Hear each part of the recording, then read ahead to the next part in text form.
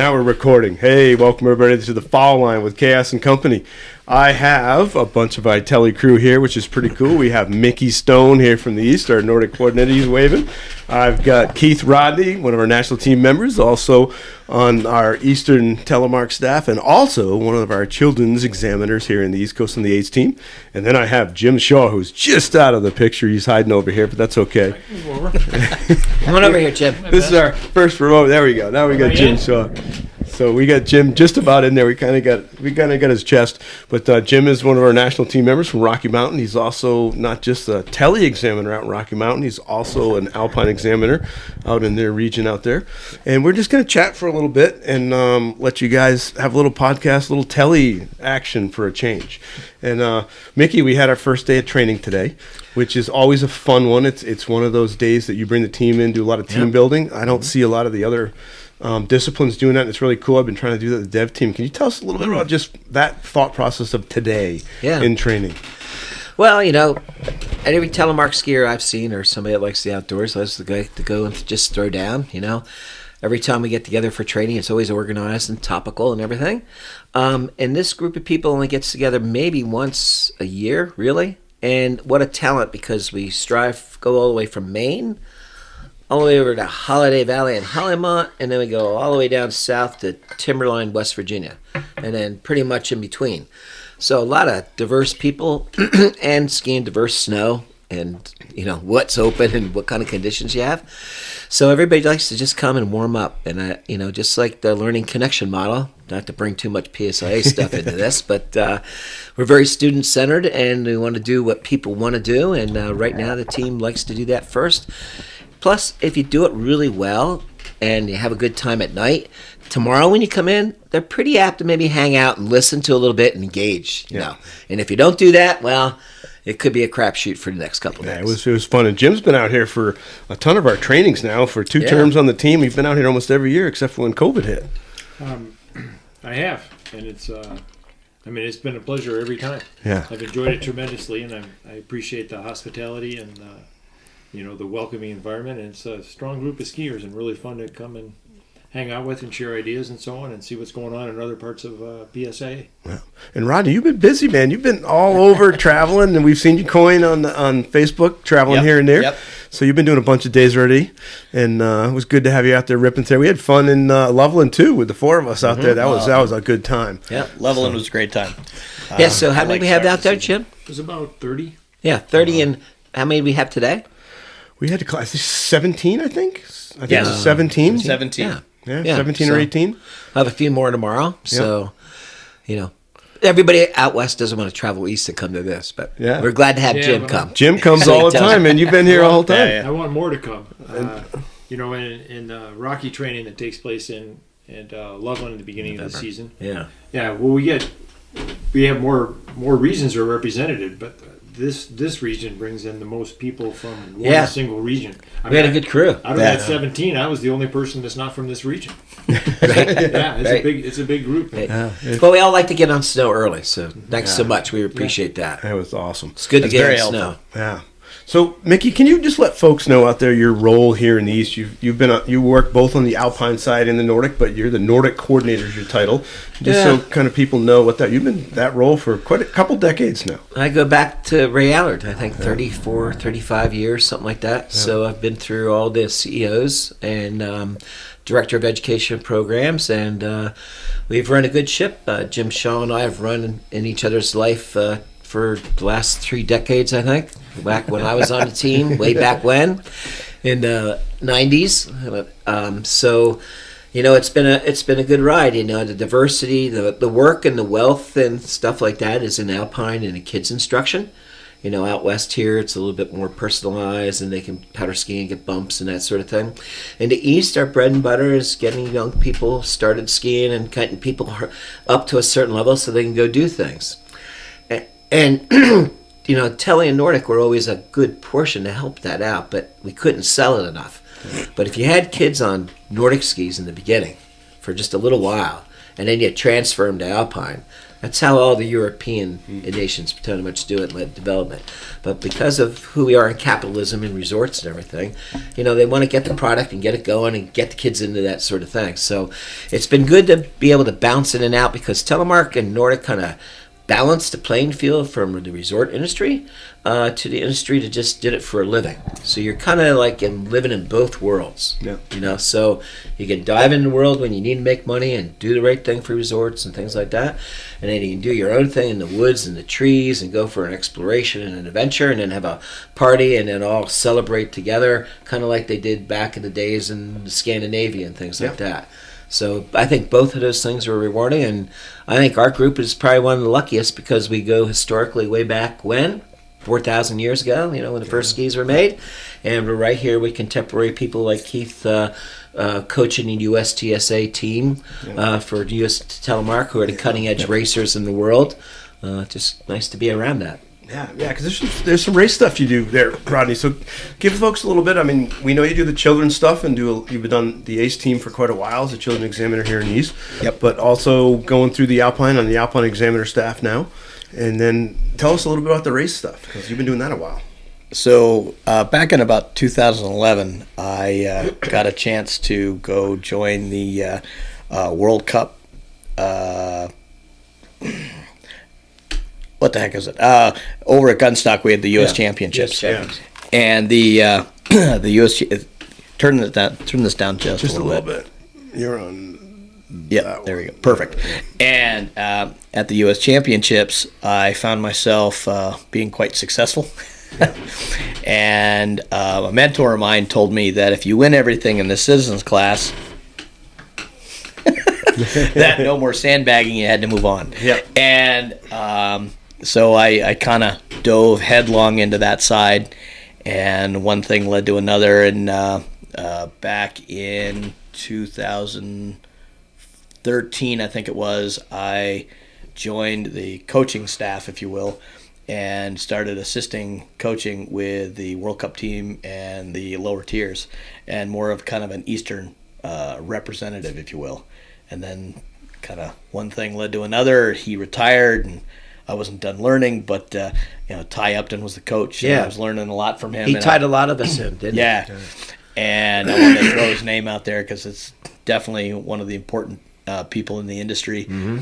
And he helped kind of encourage me to keep pushing that side. And now I've been 8 years. I've now been the head coach for the U.S. ski team. That's awesome. The Telemark ski team, which is it's been a lot of fun. It's nice to see the three of them on the Facebook page getting ready to go to all the races from the U.S. Yeah, they had them actually advertised. It was really cool.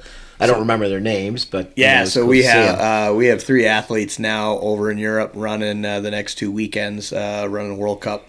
Yeah. Telemark with I'm trying to think, is Sam Garber. Nope, I don't have the names off the top of my head, but that's okay. Definitely go to the US Telemark site and take a look. We've got some postings there. Facebook is one of our dominant ways to promote Telemark for the team. And it's been allowing me to watch and see some of the best telemarketers on the planet. Yeah. Getting to we had a bunch of World Cup races, 2 weeks worth of World Cup races in the U.S., and we had some of the top guys in the world show up, and it was just amazing watching them, but more importantly, watching the coaches. Yeah. A lot of the coaching staff is not just Telemark specific. A lot of them are coming from an Alpine background into the Telemark, and the difference being on the Alpine side, if you're on the World Cup stage, you're on the road all winter, never home. On the Telemark side, you've got a week you're away, 3 weeks you're home, a week you're away, so you actually can have a family life. And so the circuit's a little small. It's quite a bit smaller. We're about 15 races 15, total. Right? Yeah. 14 now because I think Hughes got canceled. Yeah. I know I'm not saying that right, but so their race got canceled because of high winds, 60 plus miles an hour, and rain. Yeah. Yeah. That's cool stuff, man. Because I saw, I don't know, and I didn't know who she was affiliated with. There was a young lady that was over at Ragged Mountain that was training. Yep. Yeah, That is a lot of New Hampshire kids. Yep, Yeah. that's Sarah Godick. She is right now one of our best Yeah, she female was ripping. skiers. She is. She's not heading out. She's not over in Europe right now, but she's heading out.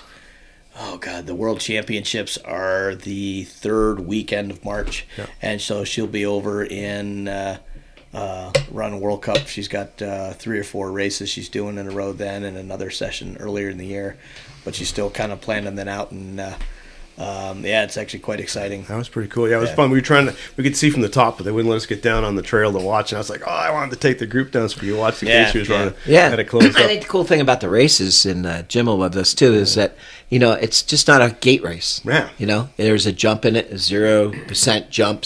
But you have to go X amount of feet. And then if you don't go X amount of feet, then you get penalized, and the lines are all there. And of course, the next gate's either going to be somewhat of a delay or a hairpin, or, it's going to be, you got to check it all out, Yeah. So going over that's pretty wild. And then after that, it tightens up to a GS could get into the little slalom. Then it goes into a Raplution, which is about 180 degrees, maybe Pretty close. 240. So something like that. What it Bank is curve. Yeah, it kind of looks like a slightly tighter horseshoe. Yeah. And what it's designed to do is, as you go in one side, you come out the other and cross your tracks. So you end up banking 180 to 200 degrees. And if you time it right, you come flying out of there. And then you go into a skate section. So the classic, you could have anywhere between 1 minute and 2.5 minutes of skating. About 1/3 of the race. Yeah. So after you come out of classic- that thing, you got to skate back uphill. Yeah. And then you go back down to finish. So, why this never made it into the Olympics, but everything else has, like winter squash ball or something like that. I don't know what's going on. Yeah. A sport that's been around for 4,000 years old can't get into the Olympics, but it's the stem of everything that's there, Yeah, it's crazy. I want to throw a little a dig in there to help promote Telly. So in 2028, there's a new event called the FIS World Games, and Telemark will be at this event. So it's not quite the magnitude of the Olympics, but they're trying to make it the kind of the offset. And so Telemark's one of the events. The coolest thing, women's ski jumping is going to be in it. So all the events that have not been able to get in are in. That's cool. And so it's so that's awesome. Fun. And Jim, you're pretty busy out west with Rocky, and I know it was pretty cool. It was a great event this fall, in November, where you have team training for your Rocky Mountain Ed staff, and you invite all the Ed staffs from around the country for Telly to come and join in on that. And can you tell a little bit about how that started and your role in the world out there in Rocky? Well, I've been the Telly chair of the Ed staff for maybe 10 plus years right now, I think. And it's been obvious to me that Telly had a I don't know if it was a heyday, but we had a time. We had a period. Yeah, we had a period. Exactly. Remember, we show up at our certification events, and there'd be 60 people showing up. Wow. And right now we just run our level 2 and level 3 certification every other year, but we run level 1 every year. And when we run 2, 3s and trainer exams, we usually have 20, 25 people show up, and it's a little bit smaller than it was back then, and we're doing it less frequently. And it was apparent to me that the way that we were going to, move forward with Telemark was to get more people involved.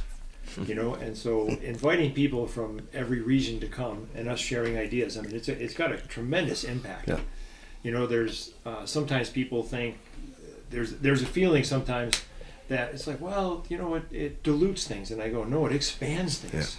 Yeah. And right now every region gets this great opportunity to share and find out what's going on in the East, but what's going on in NRM, what's going on in the West, what's going on in Intermountain, what's going on in Central.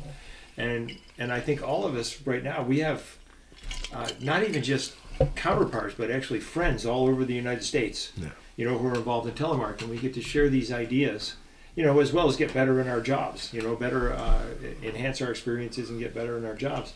And I'm really thankful to Rocky Mountain has been incredibly Yeah, supportive Dana's of been this. great. Dana has been Homeschoolers. fantastic. You know, and Former Easton yeah, from she Holiday is. Valley. That's right. She's from Ron Kabickia, president of Yep. PSIA East. Yep. And Yep. so it's Great woman. it's been a great opportunity to share ideas from across the country. And we've had a few. And I'm going to throw a little plug in there because there's Stuart Chumbley up in NRM Yeah, has been right. doing an examiner college at the end of the season. So we have two, Yeah. multi-regional opportunities that are offered. I'd like to say they're free of charge. Well, they're free of charge from the region, but that doesn't mean it's free to go. It's like you got to get You gotta get there, and you stay got overnight, expenses and, eat dinner. all kinds Yeah, of stuff like yeah. that. So We'll get you a ticket. yeah, exactly. We'll get you a ticket, and sometimes there's some support with combinations things, but to see the enthusiasm from the Telemark Ed staff from around the country, who joins into this regardless of the time and effort and all the things they have to put into it, it's been fantastic. And I'm hoping. Yeah. I mean, We're going again. oh Yeah. Centrally located. Yeah. Yeah. I'm planning on going. Yeah. my goal is to have. I almost want to say this. I'll say it quietly. All right. I want to throw up their hands and go, oh my God, I didn't think you were going to show up with 60 people. It's like, but how do we grow the event and grow the enthusiasm? Yeah. Because I have a wholehearted belief that people try telemarketing, and it's not as different as they think it is. It's not as weird as they think it is sometimes. And they, our biggest market is our alpine skiers and our snowboarders who say, hey, I'd like to give this a try. They give it a try and they go, this is pretty cool. Yeah. And they like it and it gives an opportunity. But as we continue to bring people from around the country together, and it starts maybe with some Ed staff, but we grow that. And as we do that, we grow the enthusiasm and the buzz and everything else. And we've experienced more changes in equipment in telemark over the last 10 years than any other discipline by far. Yep. I mean, going to step-in bindings with brakes and NTN systems and everything else. Back to 3 pins and dead cow. Oh my God! Oh man, yeah. And narrower than what we ski on a slalom ski. Yeah. Yes, like skiing on leather tennis shoes on 50 underfoot skis. Yeah. You Yeah. That's how I started at Alta. Yeah, that's my first pair of Telly skis were 50 millimeters, metal edges, and something just a little bit more. Binding was wider than the ski. Oh yeah, Right? absolutely. Yeah.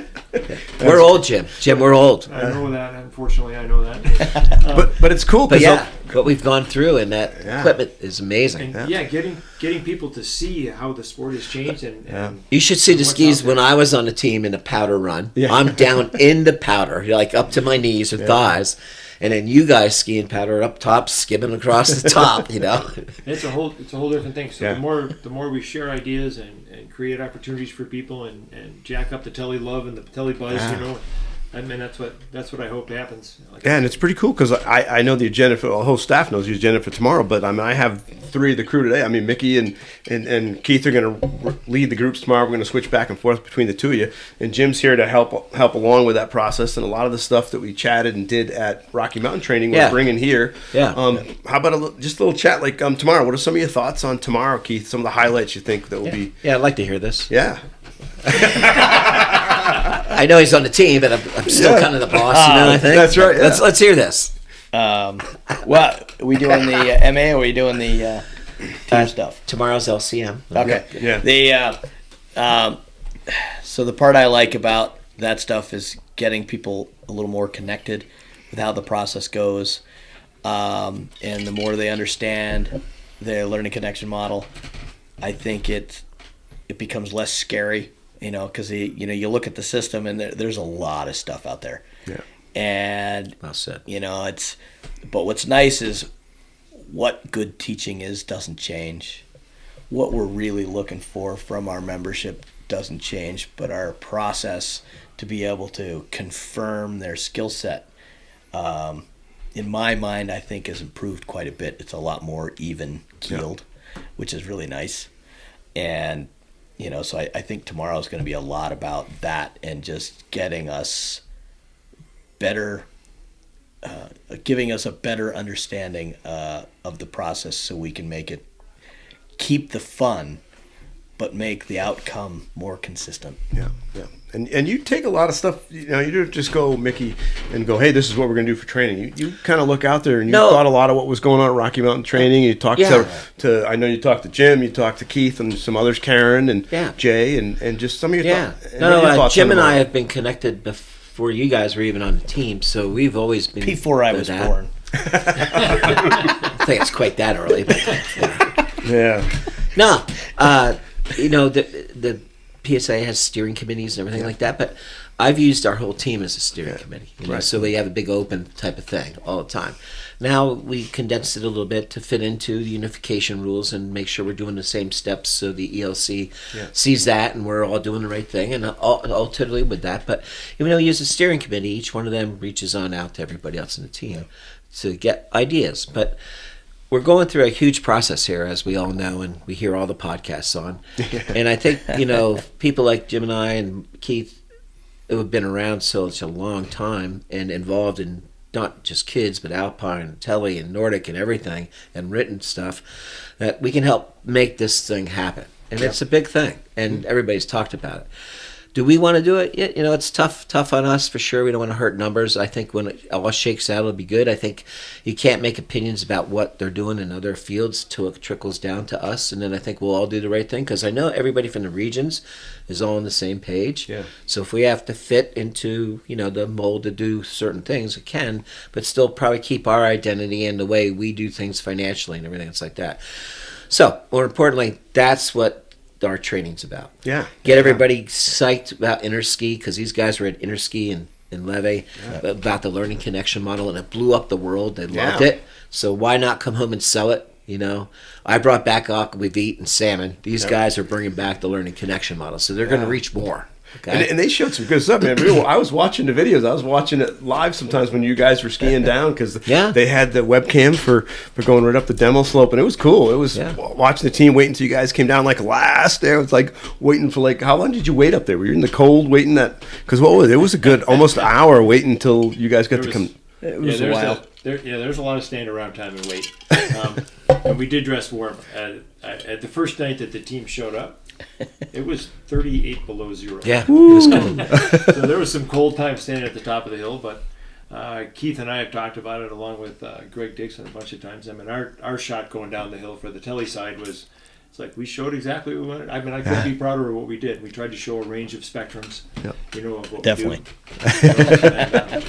And I think that's also a piece that I don't think we're totally different than all the other countries, but a lot of times it's about on-piece groom, carving, things like that. Yeah. We've been known as the backcountry. Yeah, and we tried to say, well, we do that, but we also do this, and so we tried to show what would you do in steep bumps and chutes and narrow icy slopes, here in the east, like some of the.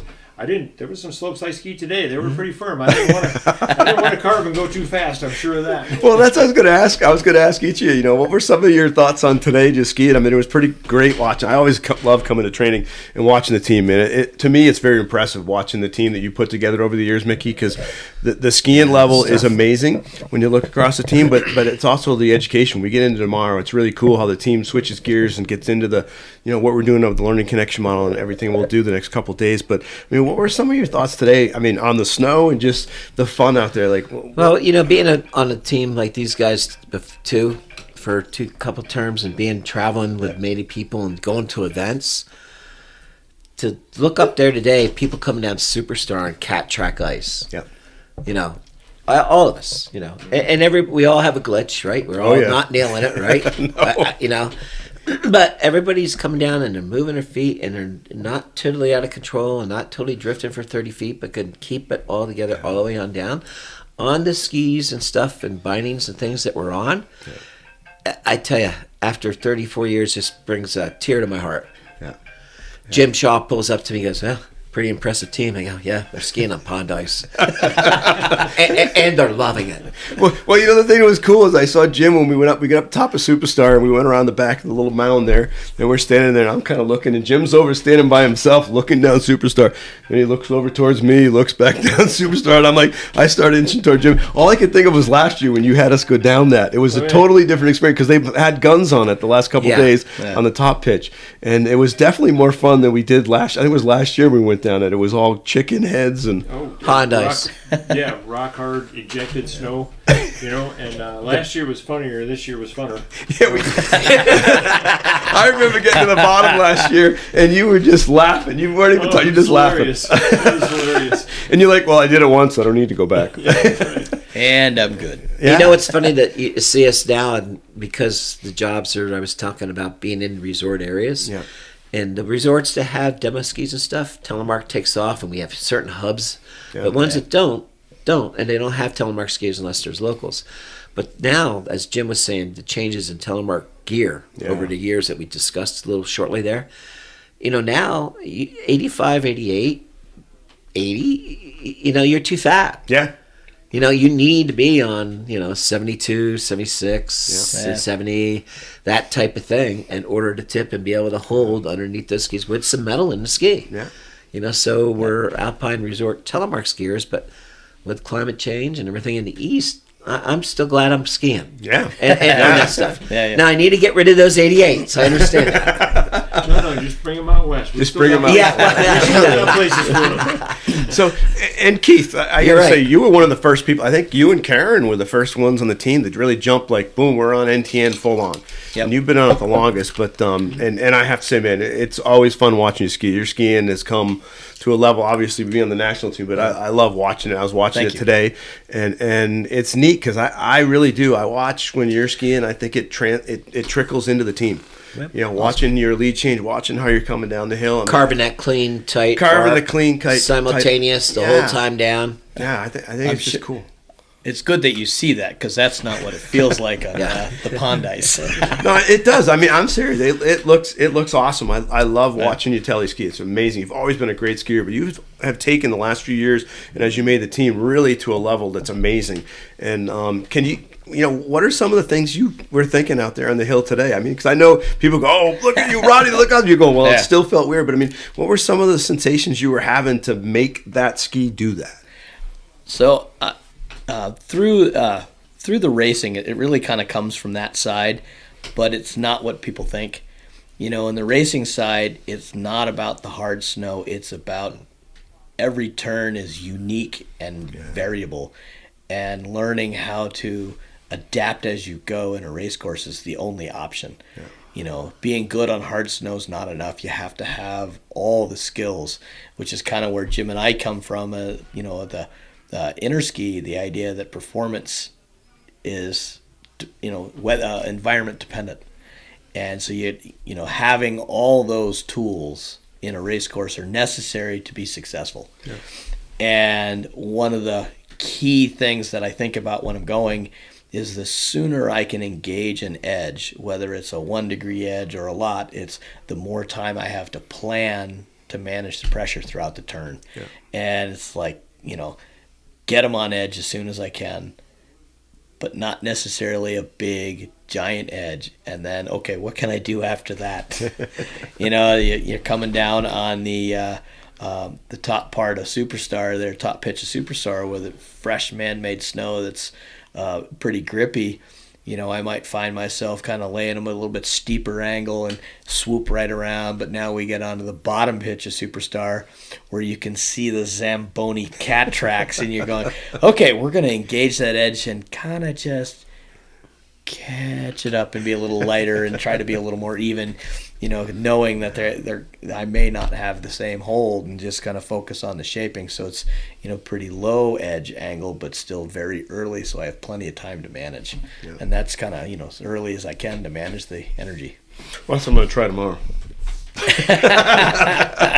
But and I want to hit, because we're getting there. I asked for a half an hour. It's awesome that you guys did this because we have busy training. Been that long? Almost half an hour. Yeah, it's almost 2. It was like 3 2 minutes. days. No, 3 minutes. So, but I want 3 days. But Mickey, I don't know. Let some folks know out there. I think some people are a little nervous sometimes. They switch over from Alpine on the Telly, and they get nervous coming to our events. And we definitely have some events built in there for more low-end Telliers, like the Bretton Woods event that's coming up in January 20th, I think it is. Yeah.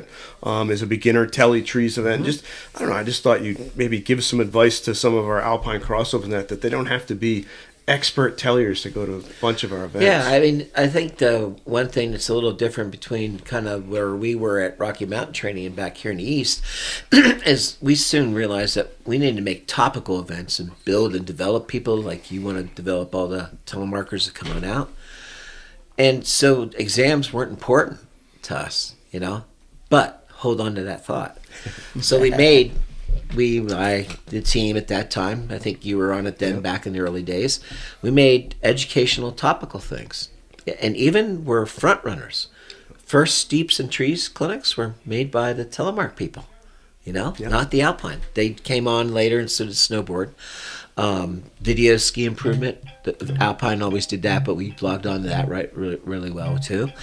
And then we have intro events and intermediate events to at intermediate areas too, not with a lot of pitch and things like that, and you can go in there.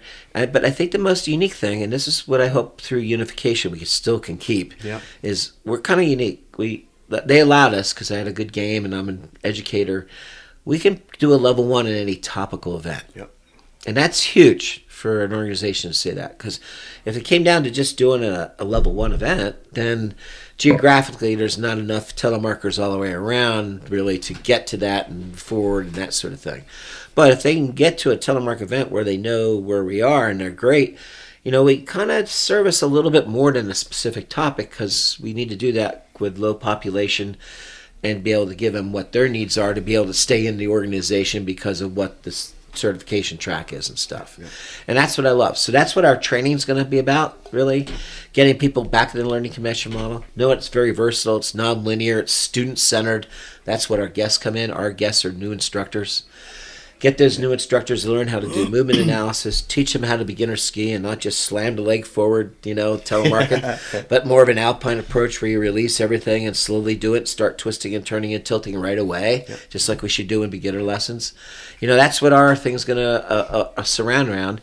And I think all our events, if you look at them, there's topical things from high-end trees and bumps, video ski analysis, carving, racing, and then our certification events like all the other regions have. So I've been very impressed. We have about approximately 40 events, 45. Cancel maybe 5, 7, 10. 35 go. We see about 250 to 350 people average a year. Not a huge chunk of a pie, but a pie just the same. But and pretty it's fun, good. man. It's fun. I love doing an event. One of the things I'd like to say about the level 1, the integrated level 1, is, you know, it's, you know, we're not just, as ed staff, we spend a lot of effort training and practicing, so we're able to get what we need out of the people that are coming for level 1, but also keep the event fun and integrated, so you get kind of a mesh between the people that are there to learn and the people that are there to get certified, so you get a kind of a good mesh. And it, you know, it takes some effort to figure out how to make those two work together. You know, it's people don't come in as beginners. People come in at our level or just below our level, or they could ski everything on the mountain like J Peak and the bumps and everything, but they want a level 1. Okay, well, you got skiing skills. You got the technical skills. Okay, let me work on movement analysis. Let's see how I can break things down, put in parts, make an educational plan, you know, get some feedback to everybody, some guided practice, and you kind of push that together and, you know. Get a little Telly twist to it. So they make sure that, you know, because on the Alpine side, we have, you know, 5 fundamentals, but in the Telly, we have that lead change, adding a 6th fundamental. And, you know, so somebody coming in from an Alpine background needs to integrate that fundamental into their teaching a little bit more. And so let's finish up. We'll do a round robin. What's the one thing in Telly, sensation-wise, or the skis, or the movement, or what do you love when you put your Telly gear on? Because all of us Alpine, all 4 of us Alpine, and do a lot of it.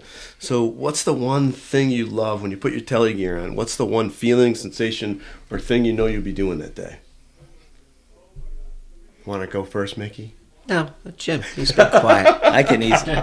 Jim's been quiet. I didn't know if Jim was thinking I could that phase. No, I knew the answer. Okay, go ahead, Jim. I'm good too. Go ahead. I bet we all did. You know, what I would say is it's the softness and the range of motion. Cool. You know, I spend more time on my Alpine skis because that's where I make more of my living as an instructor.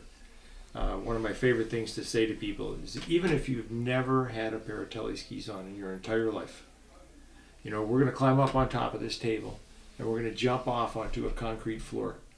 Do you want Alpine boots or Telly boots? And even the people that have never had Telly boots, they know the answer to that question. I bet I'll have more. The boot itself actually flexes. Yep. Not just in the cuff, but also in the toe and the bellows.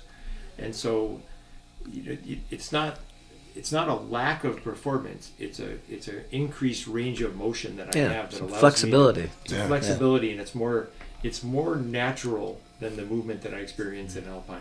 That's cool. I'll grant people as much as they want.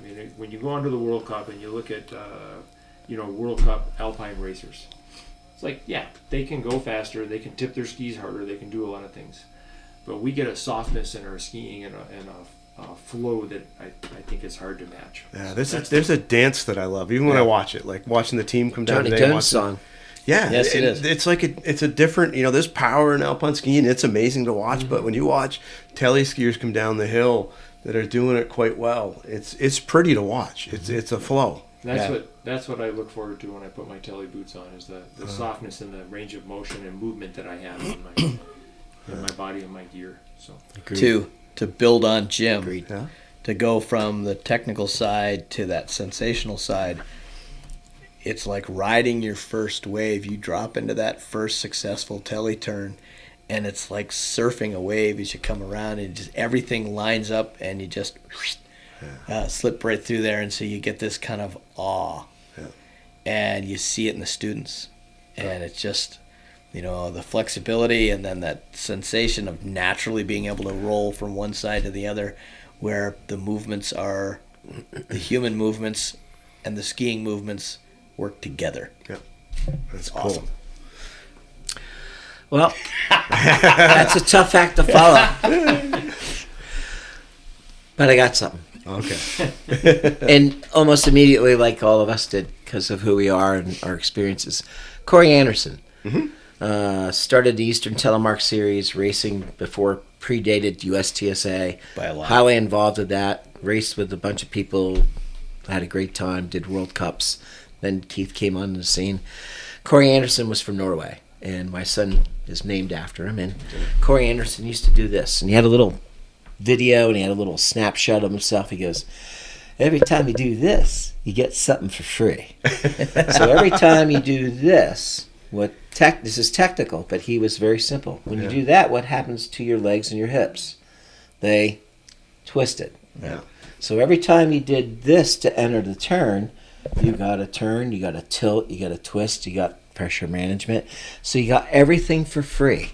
And he would go around, every time you do this, everything's for free.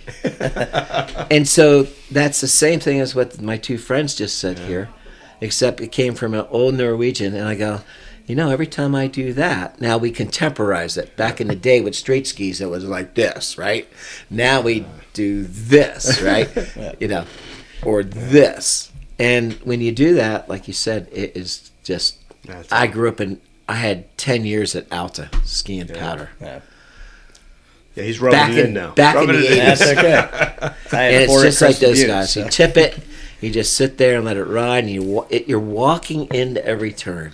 Yeah. And it's just like really nothing. I've windsurfed, we've skydived, we've done, but walking into a turn like this, Alpine, it's like, okay, everybody coming with us? Yeah. But it's kind of effortless. It's not a lot of muscular, and everything went there, and you get a lot of stuff for free. Cool. Another part to kind of, I really like the fact that it's, not about the more modern MTN equipment. It's not about the old 75 mil equipment. It's about the turn itself. Yeah. And that's kind of the cool part. Whatever gear you want to come out on, it's awesome. It's all for the turn. Yeah. Well, this has been awesome, man. Thanks for doing it, because when I get together and Jim's in the same room, and Mickey and Keith, and I finally got the equipment to do it. I wanted to do it here on the road, and which Thanks, is Dave. awesome. Hopefully we can, I want to try tomorrow to do some quick shots, some little fun stuff for the team if we can before we go out for dinner tomorrow night. But we'll see if that, sometimes that doesn't always work when we get off snow. We got a have lot our of stuff. talkative people on the staff that could have a few, Yeah. give them a certain timeline. I just got to give a certain Yeah. timeline. Or a shock collar. But it's been Shock great. collar. And thanks out there for Blizzard Technica supporting us, and also Nick's Boot Fitting and Rollerblade for helping us keep this thing going. And let me tell you, get on some Telly gear, borrow some stuff. We all loan it out. Everybody that has it lets people get on it to try to get out there and give it a shot. And it is so much fun. Once you get on it, you will want to keep doing it. And hopefully we'll definitely talk with these three guys again soon and get Angelo on there. Angelo wanted to be here, but he's stuck down in Southwest PA. But you guys will see him at the Telepalooza this weekend. I'm not sure we'll launch this podcast, but it might go out while you guys are down there at the. Yep. Keith's going to be down there. Jim's going to be down at the Telepalooza. It's a big event down there, Telly event. 60, 70 60, people. 70 people. Yep. Yep. So that's a real cool. And if you miss it this year, because it's coming up this weekend on the, what is that going to be, the 6th and 6th and 7th of January, you want to do it next year. It's always that first weekend after the first of the year, and it's a Yep. great event down at Seven Springs. So, but thanks everybody for listening, and this has been The Fall Line with Chaos and Company.